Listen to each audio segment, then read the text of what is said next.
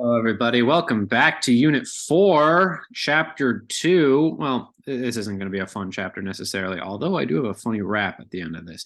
Anyway, so we are on Chapter 2, actually. We're on the third lesson objective of Unit 4. As per the College Board's expectations, you're going to be able to define what we're going to talk about today about the Columbian Exchange.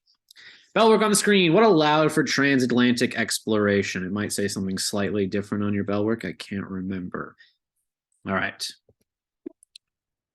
So let's go ahead and get started. Today we are going to talk about a historic phenomenon known as the Columbian Exchange. And if you will permit me to make a slight addendum. Yes, we are on topic 4.3, and this is a College Board expectation of understanding various topics when it comes to different units. All right, happy birthday, Jesus. All right, here we go. Yes, we are on topic 4.3, and today we are going to look at a historical phenomenon known as the Columbian Exchange. Literally, AP history classes love talking about the Columbian Exchange. You talk about it in Euro, you're going to talk about it next year in APUSH. And in the past, there have been a lot of SAQs, sometimes LEQs. I don't think any DBQs, but certainly LEQs and SAQs about the Columbian Exchange. All right. So let's go ahead and get started. We're going to be able to describe the causes and the results of the Columbian Exchange. But first and foremost, we need to begin with how are Europeans coming into contact with the New Worlds? And of course, by the New World, I mean North and South America. The term New World is a bit outdated. I would avoid using it as much as possible, but I'm using it because it is a demonstration of how Europeans understood their new surroundings. All right. So yes, last chapter, we talked about the age of exploration, how that led to overseas connections by European powers, how governments were funding explorers. We talked about the Portuguese. We talked a little bit about the Spanish. And yes, we are going to continue talking about the Spanish today, especially with the figure of Christopher Columbus. He is the guy who is going to establish a European contact with the Americas. But first and foremost, we got to compare the Spanish and the Portuguese. Comparison's always a big thing on AP classes. So it is important to remember kind of the difference between what the Spanish will set up in the New World versus what the Portuguese will set up in the Indian Ocean. And we call this kind of difference between a territorial empire. Spain will be a territorial empire in North and South America, and Portugal will be a trade post empire, meaning Portugal is more interested in establishing trade port cities, in establishing trade posts in cities across coasts of the Indian Ocean, rather than inland territory. We will, however, see inland territory by Spain in North and South America. We will also see Portugal establish an inland territory in Brazil. All right, so with that out of the way, kind of remember there is a difference between these two. Territorial, we tend to kind of see a purposeful, in many ways, elimination of Native American, or I should say in general, indigenous groups. All right, let's keep going. So today, kind of as a refresher, remember some of the ambitions, some of the goals of the Iberian Peninsula countries of Portugal and Spain. Their goals in establishing overseas connections is mostly the three Gs: gold, glory, and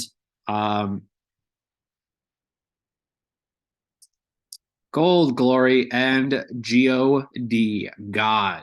All right. So the Spanish are not going to be an exception to that. The Spanish are going to be very much motivated by the spread of Catholicism as a response to this desire to continue the Reconquista. Remember, the Reconquista was that invasion of Muslim Spain by Catholic states. And in 1492, not only is Columbus going to sail the ocean blue, but Ferdinand and Isabella kicked out the Muslims and the Jews from the Spanish peninsula, from the Iberian Peninsula.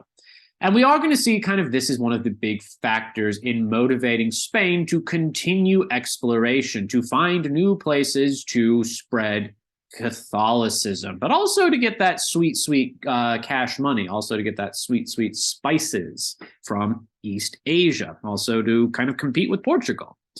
So that is going to kind of be the context for what Spain wants out of exploration.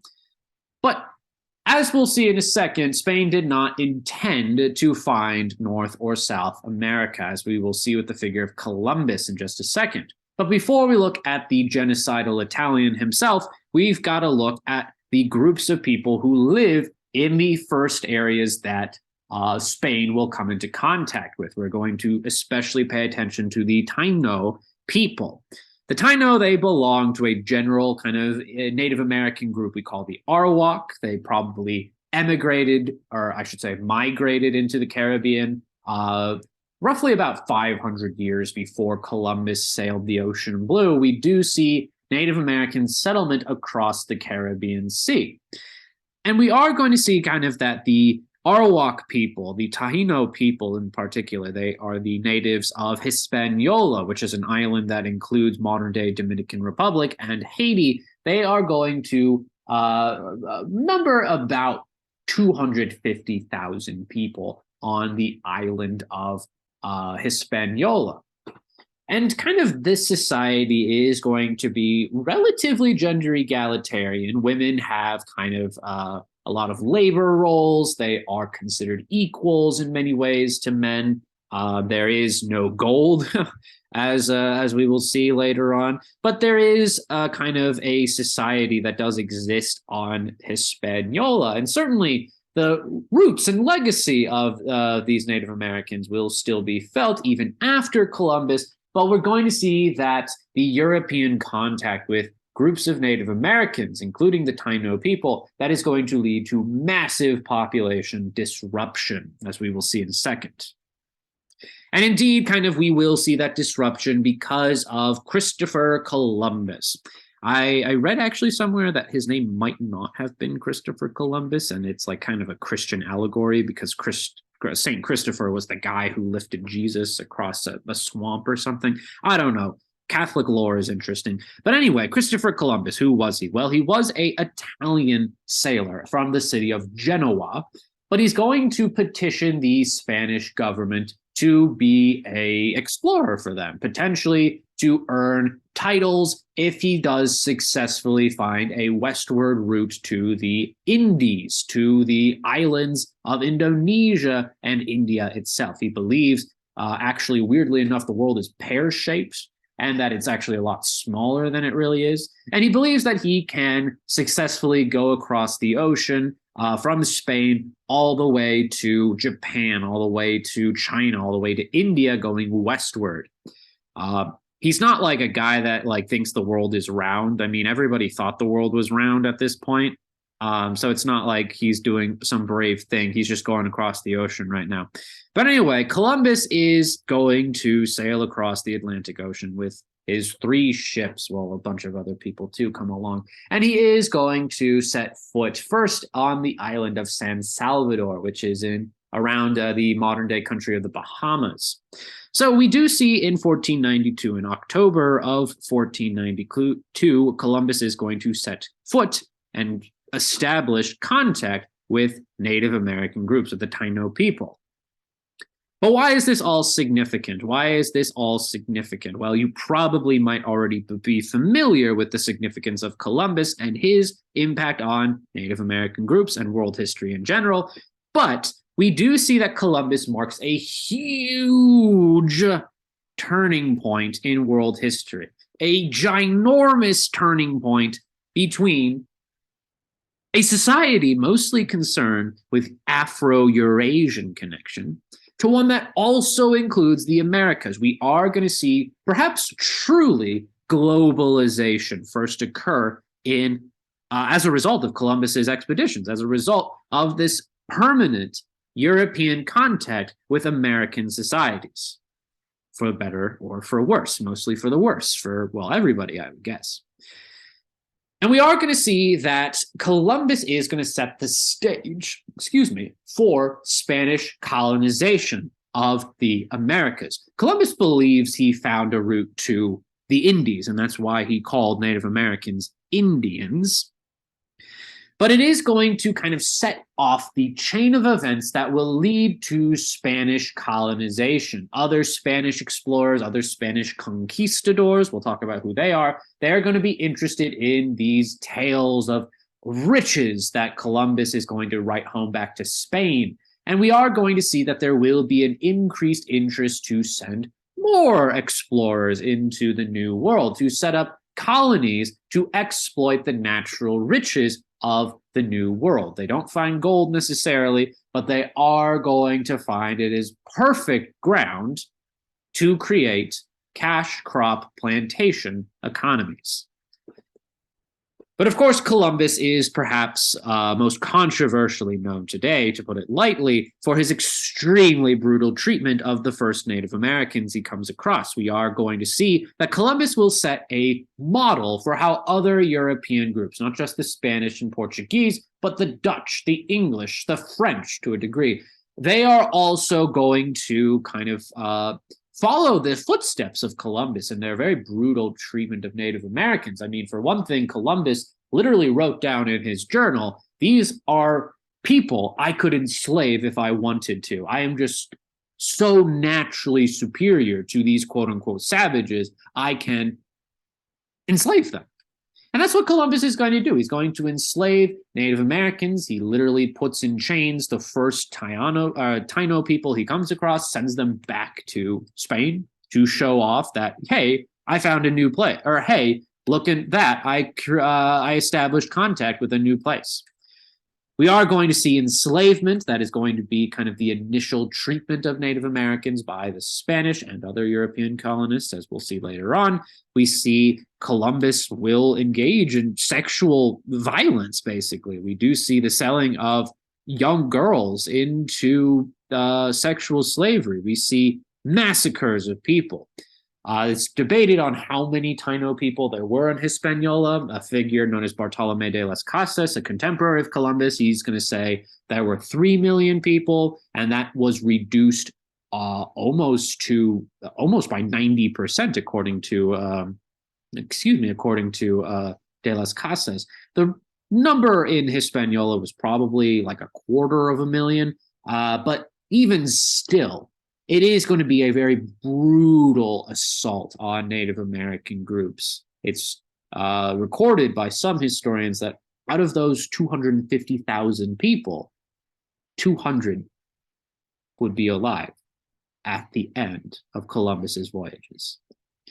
So yes, Columbus is going to unleash a horrible wave of atrocities on Native American groups. It's not just Columbus, obviously, but we are going to see that he is the figure who will set the stage for all of this. And there's a good video about kind of the legacy of Columbus. Why do some people like him? Why do some people believe we should celebrate a holiday based on him? Mostly the answer is because there is this idea of he's the first immigrant to the New World, and we should honor and respect immigrants. And obviously we should, but like, the man sold people into slavery. I mean, I don't know how we can defend that. Anyway, I would watch this video. It's a good video. I'm going to skip it though. So yes, Columbus is going to set off the initial kind of wave of Spanish colonization in the New World. Eventually, it's confirmed Spain actually, or I should say Columbus actually didn't set foot in the New World. But guess what he did do? He is going to. And we do see other explorers like Amerigo Vespucci. They're going to confirm, yes, indeed, this is a new continent. These are new continents. And we are going to see further Spanish interest in exploring and potentially exploiting the resources of this quote-unquote new world. And we are going to see that this conquest and interest in creating a permanent economic presence in the new world is going to lead to the destruction of Native American societies, especially the two biggest indigenous empires prior to Christopher Columbus, the Aztec and the Inca. those empires we talked about in Unit 1. Well, let's talk about the Aztec. And first, before we do that, who is going to follow Columbus? Well, after Columbus, we will see organization by the Spanish government to send over groups of quote-unquote adventurers. I don't want to call them adventurers, but they are going to be Spanish noblemen who are going to call themselves conquistadors. And the conquistadors, if you know anything in Spanish, they are going to conquer the New World. They are going to conquer Native American societies, namely the Aztec and the Inca. And why are the conquistadors going to be so successful? Because it's not actually numbers. The conquistadors are not numerically superior to the Inca or the Aztec. In fact, I think there's about 600 Spanish conquistadors that arrive on the doorstep of the Aztec Empire. But why are the conquistadors going to be so successful? Well, before we look at that success, first we got to look at the motivations. Well, the conquistadors, especially these Spanish noblemen, are drawn to the New World because they are interested in material wealth. They are material, I don't even want to joke about this, never mind. They are interested in gaining gold for themselves. There are legends that will be sparked off because of Columbus's expeditions. He does find some gold on Cuba and Hispaniola, but it's not like a lot of gold. It's not certainly enough to motivate colonization. Well, I mean, clearly it was. But there is going to be kind of tales and legends of easy gold acquisition. There are rumors of the 7 cities of gold, of El Dorado, of Cibola. The Cibola, that's the 7 cities of gold. And that's going to be kind of what will allure the Spanish to move beyond the Caribbean into mainland North America and mainland South America later on. But why are the conquistadors so effective? Well, it's not because of numbers. It's not because they have more men. They do not. It's because of technology. It's because of the use of horses. Horses are not present in the Americas prior to the Columbian Exchange, as we'll see. But the Spanish have guns. They have guns and steel, as the One Terrible Book says. They also have the ability to make alliances, not the ability, I should say. They also are going to make alliances with groups who are opposed to both the Aztec and the Inca. As you might remember from Unit 1, the Aztec are kind of unpopular. I mean, they demand tribute from conquered people. They do human sacrifice. They are not necessarily the most popular people in Central America. And as a result of that, we do actually see that the conquistadors, they're going to make alliances with Mayan people. They are going to make alliances and they are going to successfully subdue the Aztec Empire, as we'll see in a second. But one of the biggest kind of reasons why they are so successful is going to be the introduction of new diseases Native Americans do not have immunities to. And even if they are immune, or well, even if they do have resistance to these diseases, certainly the conditions of enslavement, of warfare, of starvation, these things are going to worsen the impacts of disease, as we will see. The figure we most associate with the downfall of the Aztec Empire is its last emperor, a guy by the name of Montezuma II, or Montezuma, just simply. No one really talks about Montezuma I. But Montezuma is an interesting figure because he is going to initially invite the Spanish. He believes that the leader of the conquistadors that land in Mexico, his name is Hernan Cortez. Cortez, he believes, Montezuma, that he is an embodiment of Quetzalcoatl, the kind of god that's supposed to appear towards the end of the world. And he's initially invited in, but guess what? Cortez is like, give us all your gold or we'll kill you, because we've got all these Mayan groups who are going to ally with us to get you out of the picture. Give us your gold, we'll not kill you. And guess what? They do kill them, actually. We are going to see that because of the Spanish alliance building with anti-Mayan states, anti-Mayan society, or excuse me, anti-Aztec Mayan societies, we are going to see that the Spanish will be successful in destroying the Aztec Empire. We are going to see they burn down the city of Tenochtitlan. They are going to establish a colonial capital that will become Mexico City.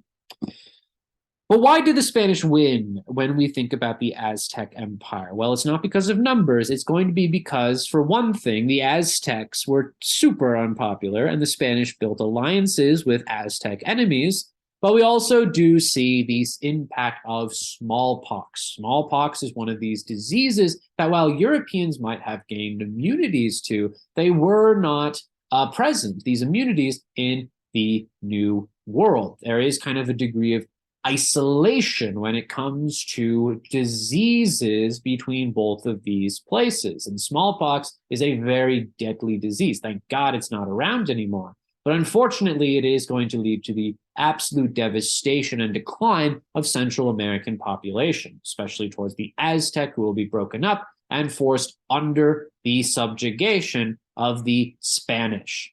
There will be some Aztec nobles that survive. We'll talk about Spanish colonial society in our next presentation. But for the most part, we do see the breaking down of the Aztec Empire. And as a result, we are going to see the creation of a new Spanish, get it? New Spanish territorial holding of New Spain. And New Spain, as we'll talk about, it covers everything from all the way up to California, modern-day California, down to basically Panama, modern-day Panama. So it's a huge new colony that the Spanish will make, and it's going to have its colonial administration in the city of Mexico City, which was the former remains of Tenochtitlan. Oh, goodness, I forgot to...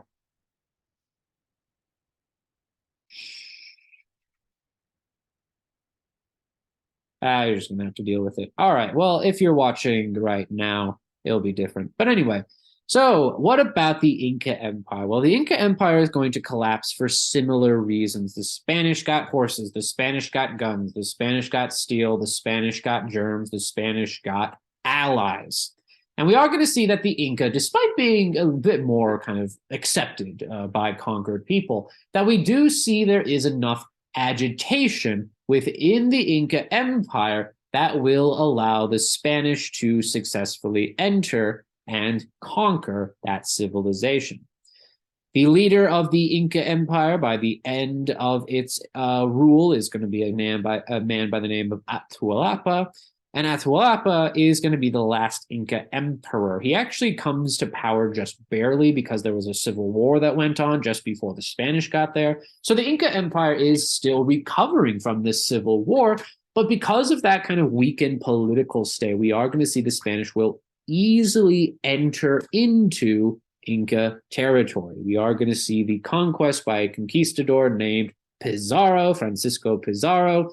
At one point, Pizarro besieges the capital city of Cusco, and we are going to see actually that Atahualpa is held ransom. But unfortunately for Atahualpa, we do see that despite the fact that the Inca will provide a room full of gold, 2 rooms full of silver, that the Spanish are going to kill him anyway, and they are going to destroy the Inca Empire. Again, some Inca nobles still remain and still are around, and they are going to form a kind of partial elite portion of colonial society. We'll talk about that later. But for the most part, we do see the devastation, the destruction of this majorly important South American empire of the Inca. And we do see the creation of a new colony. This colony is going to be Peru. Peru is not just modern day Peru, but it's everything from basically Colombia all the way down into Chile. Yes, the devastation of the Inca is going to occur. There are other conquistadors that will exist. They'll explore, quote unquote, southwestern United States, places like Arizona, California, New Mexico. The guy that's most associated with that is Francisco Coronado. He's going to actually explore around here in Arizona. So that's an interesting connection to local history. So you should be able to identify and explain. You should be able to answer this question right here. How and why did Spain establish a territorial empire in the New World? But the big focus of today is the immediate result of the introduction of European powers into North and South America. So we are going to first look at kind of the results in terms of demographics and in terms of Native American societies. Well, we do see that the conquest of the Aztec and the Inca and this future conquest by other European powers, that is going to devastate the populations of the New World, of North and South America. In Central America, that's the probably most hard hit because that's the first spot of Spanish colonization. It's the first spot of European colonization in general in the North and South America. We are going to see that this will lead to an absolute devastation in population. About upwards to 80% of indigenous populations will be murdered, basically, either through conquest or through disease in places like Central America, places like Central Mexico. And you can see in the graph right here, this extreme depopulation in North America and Central America. And there's really kind of two explanations for the cause of this devastation. One of them being the introduction of diseases which groups in the Americas do not have immunities to, especially smallpox and measles. These are the two biggest killers. And these are very devastating diseases. But even if Native Americans had kind of protection against these diseases, a lot of kind of older historians and some modern controversial people, they tend to say things like, oh, the Spanish never knew that disease would kill off these people. Well, they certainly did know. We do see accounts of intentionally utilizing biological warfare. We'll talk about that with the English and the United States, actually, in the future.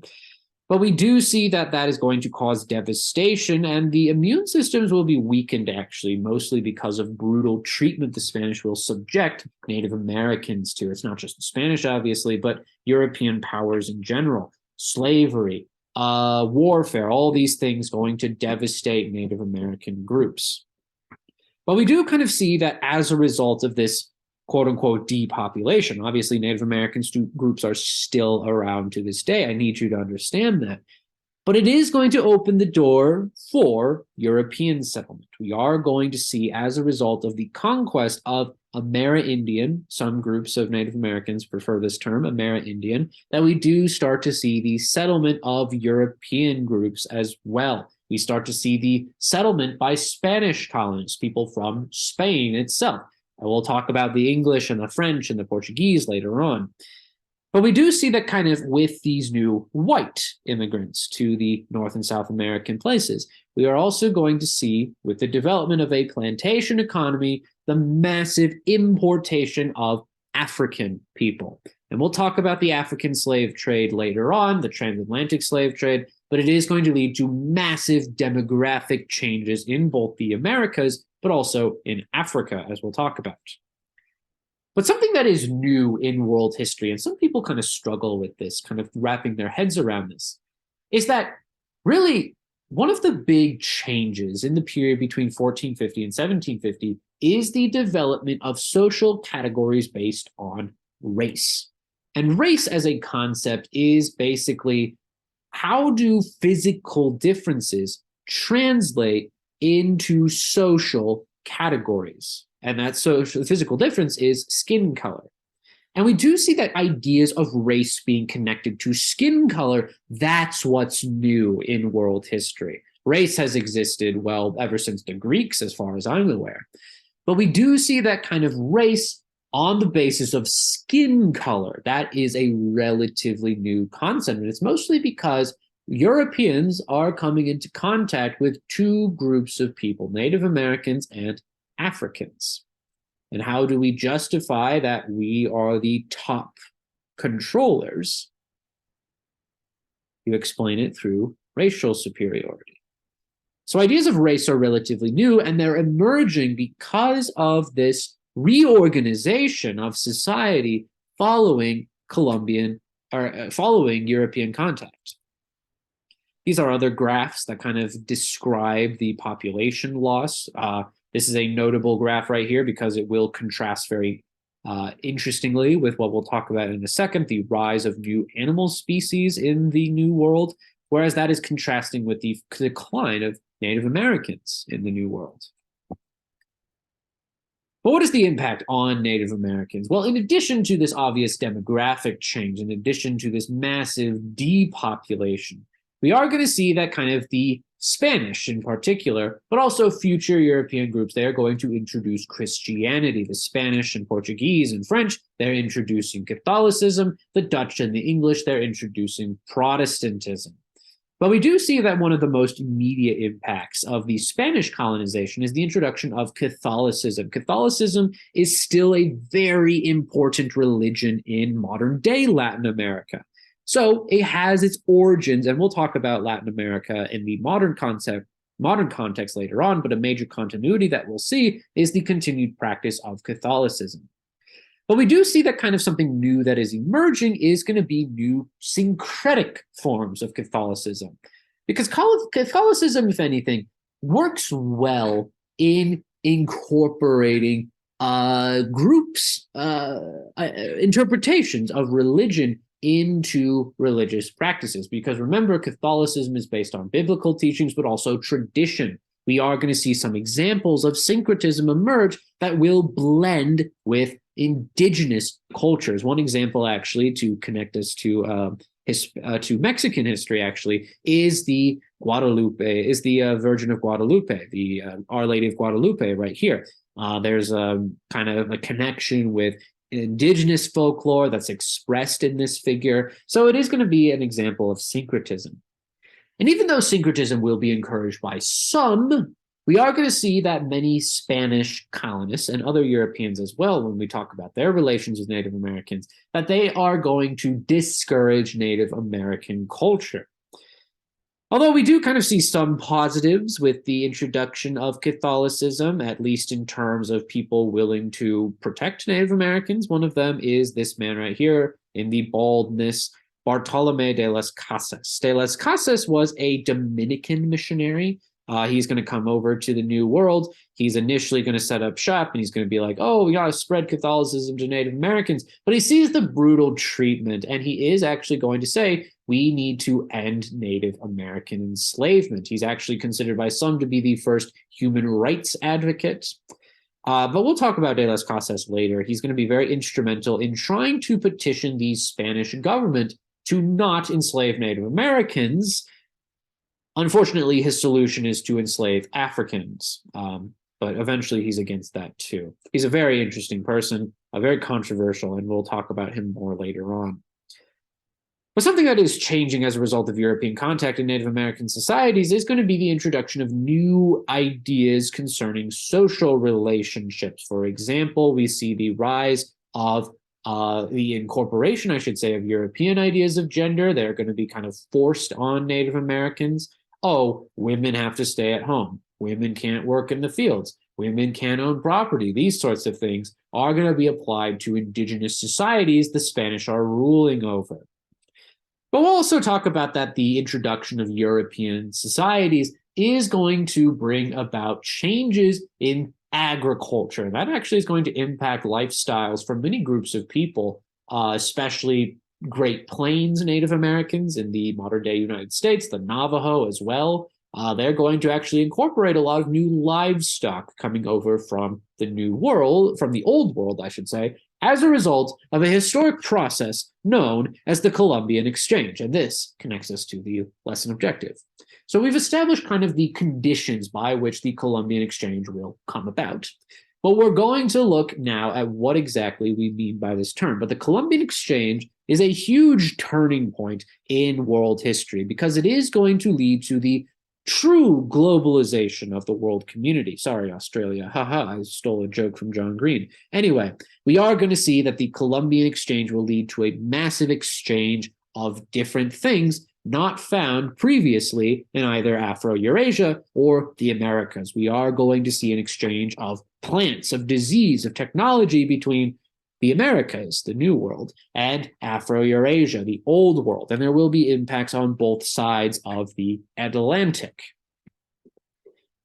In terms of food, this is going to have an impact both on Native Americans and on groups in Afro-Eurasia. We've discussed this very briefly when it comes to the Ming Dynasty, but we're going to kind of come back to it in just a second. So you should be familiar with some of the crops being exchanged. I'm not going to explain what each of these crops are. I hope that your second grade teacher didn't fail you, but I am going to talk about the general impact of the exchanges.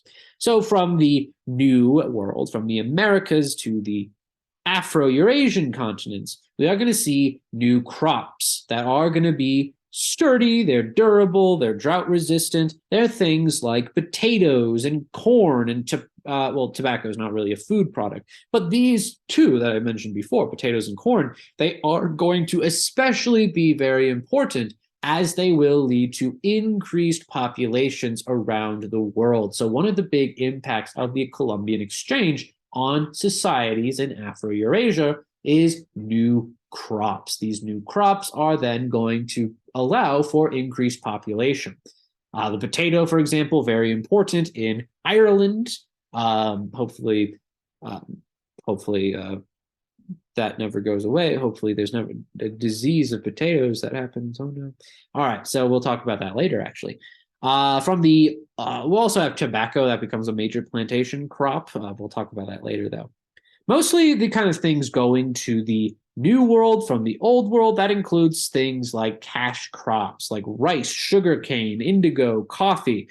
And it's going to kind of explain why North and South America, their economies during the colonial period and a little bit beyond, are going to be mostly focused on raw material extraction, including cash crops. Cash crops grow well in North and South America. These soils have not yet been depleted, so we do see that Europeans will take advantage of this new spot for agriculture to develop further plantation economies of things like sugar, coffee, and rice. But it kind of related to this, we also see the exchange of animals. The biggest and most important animal to go to the Old World is the turkey. Yes, indeed. The turkey is a wonderful bird because it's really fat. And fat birds mean meat. And meat means food. And food means more people. And more people means urbanization. And more urbanization leads to the Industrial Revolution. Yes, we are going to see that this is going to lead to massive population boom. Excellent.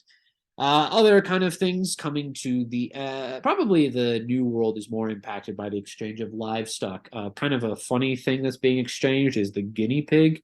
And guinea pigs are considered food in indigenous societies, of course, but they're great for Europeans because, I mean, there's a reason why in German they're called ocean pigs.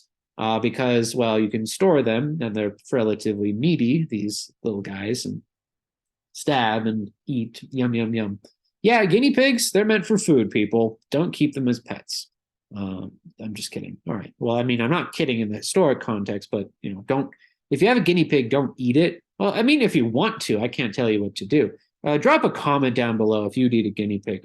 Maybe that sounds kind of, I don't know, that sounds kind of racist in a way. No, I mean, I'm like, oh, it's so barbaric. It's not barbaric. I mean, that's what people do in like many pre-Columbian societies. So I think it's funny in the modern day context, if someone went to their terrarium or whatever you store guinea pigs in and were like, I'm going to eat this like an apple, and then just ate a guinea pig.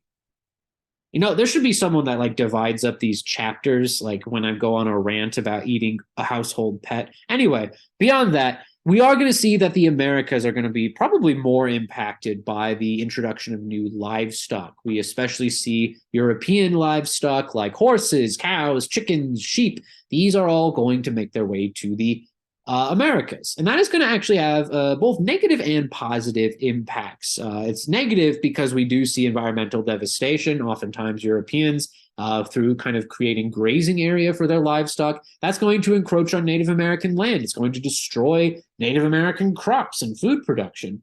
We also do see some positive, arguably, results of this in the form of new livestock that will be used by Native American groups. The Navajo in modern-day Arizona, they're going to use the sheep, for example. That's going to be very important in creating kind of cultures with wool production. We see Native Americans in the Great Plains. They're going to use horses to hunt buffalo. Yay! So we do kind of see that there will be some advantages to some Native American groups, although on the most part, the Columbian Exchange, I would argue, is more of a negative impact on Native American groups. But finally, one of the most devastating things that will be exchanged as a result of the Columbian Exchange is going to be disease. There are some diseases from the Americas that go to Europe and Africa and Asia. Syphilis is probably the most devastating. You might have heard a story on the internet of how syphilis came to the Europeans. Well, it's probably not true, but I think it's funny anyway. Well, syphilis is a sexually transmitted disease. And it's sometimes found in llamas. That's where I'll leave that off. Anyway, so we are also going to see this massive devastation of Native American groups because of the Columbian Exchange, mostly because of diseases that indigenous groups have no immunities to, or if they do have some sort of genetic advantage against disease, that the conditions conditions Europeans put them towards, that's going to weaken their immune system. We do see devastating impacts of the bubonic plague, of chickenpox, of cholera, of influenza, leprosy, malaria, measles, smallpox. Smallpox and measles, the most devastating. But other diseases as well will be spread because of European contact. So if you want to compare that actually to, say, the Silk Road, you can compare that to the diffusion of disease like the Black Death. That's kind of a similar similarity, you could say. So you should be able to identify results of European contact with Native Americans. All right, so that's all for the Columbian Exchange. Pretty relatively straightforward, I would say. And luckily for you, there's almost always at least a multiple choice question. I'm not going to guarantee there's an SAQ or an LEQ, but like, you can work the Columbian Exchange somewhere into there. Anyway, I hope you had a great day. It is a lot of heavy topics, so I do apologize if it gets a little too deep sometimes, but yeah. All right. So eat a guinea pig. Goodbye.